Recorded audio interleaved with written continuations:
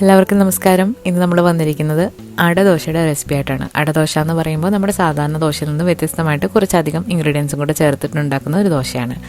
ഇത് weight loss നോക്കുന്നവർക്കും diabetes ഒക്കെ ഉള്ളവർക്കും രാവിലെ കഴിക്കാൻ പറ്റിയ നല്ലൊരു ഹെൽത്തി ആയിട്ടുള്ളൊരു റെസിപ്പിയാണ്. അപ്പോൾ അതിന് വേണ്ടിയിട്ട് നമ്മൾ ഇവിടെ 1 കപ്പ് പച്ചരി എടുത്തിട്ടുണ്ട്. ഇഡ്ഡലി റൈസോ പച്ചരിയോ എടുക്കാവുന്നതാണ്.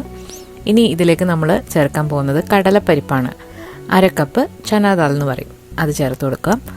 ഇനി നമ്മൾ ഇതിൻ്റെ പകുതി ഉഴുന്ന് പരിപ്പ് എടുത്തിട്ടുണ്ട്. 1/2 കപ്പിൻ്റെ പകുതി 1/4 കപ്പ് ഉഴുന്ന് ചേർത്ത് കൊടുക്കാം. ഇനി ഇതിലേക്ക് നമ്മൾ സാമ്പാർ പരിപ്പ് അല്ലാന്നുണ്ടെങ്കിൽ മസൂർ ദാൽ ഏത് വേണമെങ്കിലും എടുക്കാം, അതും 1/4 കപ്പ് ചേർത്ത് കൊടുത്തിട്ടുണ്ട്. ഇത് നന്നായിട്ട് കഴുകിയതിന് ശേഷം നമുക്കിത് ഓവർനൈറ്റ് ഒന്ന് സോക്ക് ചെയ്ത് വെക്കാം.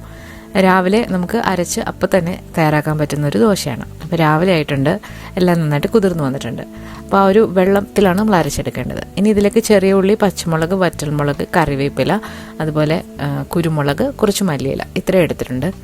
ഇത് മിക്സിയുടെ ചെറിയ ജാറിലിട്ട് ഒന്ന് പൾസ് ചെയ്തെടുക്കാം. ഒരുപാട് അരിഞ്ഞു പോകരുത്, തരിതരിപ്പായിട്ടൊന്ന് അരച്ചെടുക്കണം.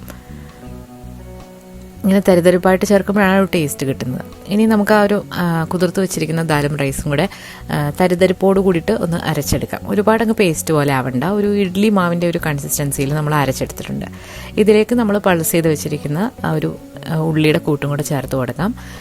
ഇനി നമുക്ക് ഇതിലേക്ക് ഒരു എക്സ്ട്രാ ടേസ്റ്റിന് വേണ്ടിയിട്ട് ഒരു 1/2 ടീസ്പൂൺ കായം ചേർത്ത് കൊടുക്കുന്നുണ്ട്. കായത്തിൻ്റെ പൊടിയാണ്. പിന്നെ ആവശ്യത്തിനുള്ള ഉപ്പും കൂടെ ചേർത്ത് കൊടുക്കാം. 1 ടീസ്പൂണോളം ഉപ്പും കൂടെ ചേർത്ത് കൊടുത്തിട്ട് നന്നായിട്ട് മിക്സ് ചെയ്യാം. ഉപ്പ് നിങ്ങളുടെ ഇഷ്ടാനുസരണം ടേസ്റ്റിനനുസരിച്ചിട്ട് ചേർക്കാം.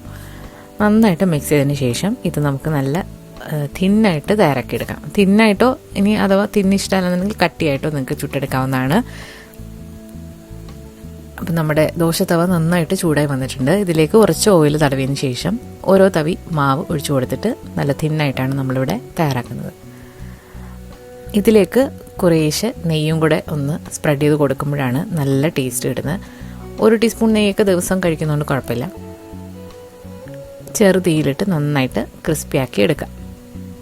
അപ്പോൾ ഈ ദോശയുടെ കൂടെ ചട്നിയാണ് നല്ല കോമ്പിനേഷൻ. തേങ്ങാ ചമ്മന്തിയോ അല്ലാന്നുണ്ടെങ്കിൽ തക്കാളി അതുപോലെ വെളുത്തുള്ളിയൊക്കെ ചേർത്തിട്ടുള്ള ചമ്മന്തിയോ നിങ്ങൾക്ക് പെയർ ചെയ്യാവുന്നതാണ്.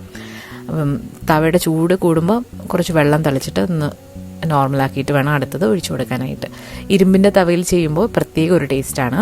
അപ്പോൾ നമ്മളിവിടെ ഇതിൻ്റെ കൂടെ സെർവ് ചെയ്തിരിക്കുന്നത് ഉള്ളിയും വെളുത്തുള്ളിയും തക്കാളിയൊക്കെ വെച്ചിട്ടുള്ള ഒരു ചമ്മന്തിയാണ്. ഇതിൻ്റെ റെസിപ്പി നമ്മളിതിന് മുൻപ് അപ്ലോഡ് ചെയ്തിട്ടുണ്ട്. പിന്നെ നമ്മൾ ആ കറക്റ്റ് പ്രോട്ടീൻ കിട്ടാൻ വേണ്ടിയിട്ട് ഇതിൻ്റെ കൂടെ ഒരു എഗ്ഗും കൂടെ ഉൾപ്പെടുത്താനായിട്ട് ശ്രദ്ധിക്കുക. നല്ല ടേസ്റ്റ് ആയിട്ടുള്ള ദോശയാണ്. 2 എണ്ണം കഴിക്കുമ്പോൾ തന്നെ നമ്മുടെ വയറ് നല്ല ഫില്ലാവും. അപ്പോൾ എല്ലാവരും ട്രൈ ചെയ്ത് നോക്കിയിട്ട് നിങ്ങളുടെ ഫീഡ്ബാക്ക്സ് അറിയിക്കാം.